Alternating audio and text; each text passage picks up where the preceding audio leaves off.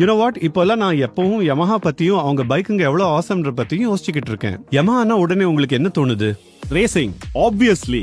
அவங்க பைக்குங்க எல்லாம் ரேசிங் ட்ராக்குக்காகவே பிறந்தது. மோட்டோ ஜிபி, R1 சொல்றது புரியுதுல்ல? ஆமா, நீங்க சொல்றதும் சரிதான். யமஹானாலே ரேசிங் தான். அப்புறம் பல வருஷங்களா ரேசிங் பைக்குகளுக்கு நிறைய கூல் டெக்னாலஜிஸையும் கொடுத்துட்டு இருக்காங்க.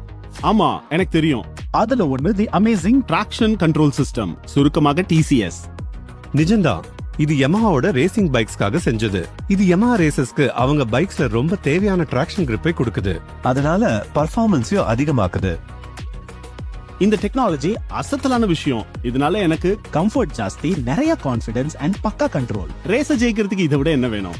இதை தெளிவா புரிஞ்சுக்கணும்னா டிராக்ஷன் கண்ட்ரோல் பொதுவா எப்படி வேலை செய்யுதுன்னு தெரிஞ்சுக்கணும். சரி, நீங்க பைக்கோட டிராக்ஷன் கண்ட்ரோலை ஆன்ல வச்சுக்கிட்டு த்ராட்டிலை ஓபன் செய்யும் போது ஃப்ரண்ட் மற்றும் ரேர் வீல்ல இருக்கிற சென்சருங்க, வீல்ஸுங்க என்ன ஸ்பீட்ல ஸ்பின் ஆகுதுன்னு மானிட்டர் செய்யுது. ரேர் வீலை விட ஃப்ரண்ட் வீல் அதிகமாக ஸ்பின் ஆகுதுன்னு இன்ஜின் கண்ட்ரோல் யூனிட்டுக்கு தெரிஞ்சா இன்ஜினோட ஃபியூல் இன்ஜெக்ஷன் மற்றும் இக்னிஷன் டைமிங்கை கண்ட்ரோல் செஞ்சு ரேர் வீலுக்கு அனுப்புற பவரை குறைச்சு அதை பேலன்ஸ் ஸ்பீட்ல சுத்த வச்சு ஸ்லிப்பிங் மற்றும் ஸ்விங் ஆகாம தடுக்குது. இது செம கூல் டெக்னாலஜி. இது அட்டகாசமா வேலை செய்யறதுனால இப்போ அவங்க பைக்குங்க எல்லாம் இப்போ இன்னும் ரொம்ப எஃபிஷியன்ட்னு அடிச்சு சொல்லலாம். சரியா சொன்னீங்க. இந்த டெக்னாலஜி பவர்ஃபுல் ரேசிங் பைக்குகளுக்கு மட்டும் இல்ல, தினசரி லோயர் சிசி பைக்ஸ் ஓட்டுற ரைடர்ஸ்க்கும் பயன் தருது. மத்தவங்க மாதிரி இல்லாம யமஹா ரேஸ் பைக்ஸுக்கு உருவாக்குற டெக்னாலஜியை ரோட் பைக்ஸ்க்கும் கொடுக்கறாங்க. இதுதான் மேஜிக், அதுதான் யமஹா.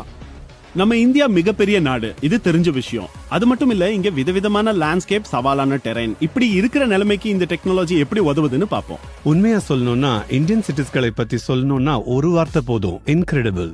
உதாரணத்துக்கு இந்தியாவில் பிஸி ஸ்ட்ரீட்ஸ்களில் ஷார்ப் கார்னர்ஸ்ல பைக்கை திருப்பும் போது டிராக்ஷன் கண்ட்ரோல் சிஸ்டம் ரேர் வீலுக்கு போகிற பவரை ரெகுலேட் செஞ்சு ரேர் வீல் அதிக வேகமாக ஸ்பின் ஆகாம நிச்சயப்படுத்தி நீங்க கார்னர்ல சேஃபா ஈஸியா மனுவர் செய்ய உதவுது. இது ஒரு உதாரணம் மட்டும்தான். இப்போ சிட்டிக்கு வெளியில போகிறத பத்தி பேசுவோம்.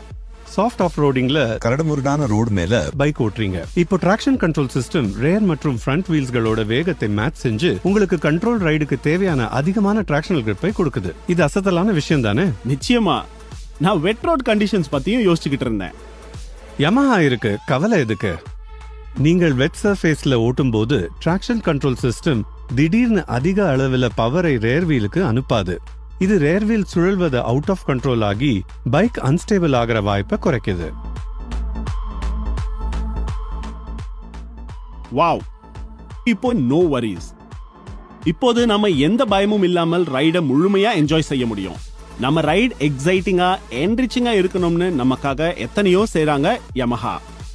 இது என்ன சொல்லவா வேணும்? More power to Yamaha.